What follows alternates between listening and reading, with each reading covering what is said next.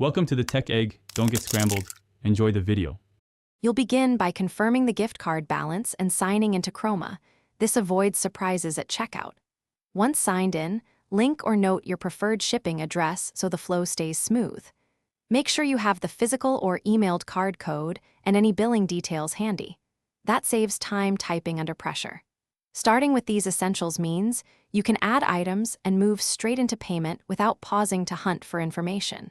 You add items to the cart and head straight to checkout, where you'll choose shipping and payment preferences. Once on the payment screen, locate the gift card or promo field, enter the exact code as printed, then hit apply. You'll see the gift card amount deduct from the order total, verify the deduction and remaining balance.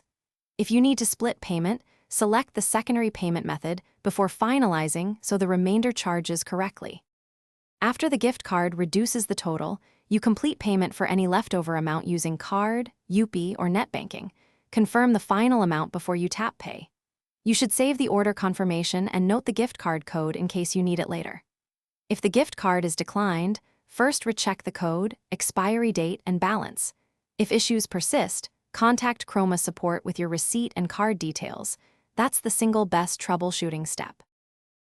Thanks for watching. Consider subscribing if I helped unscramble your problems.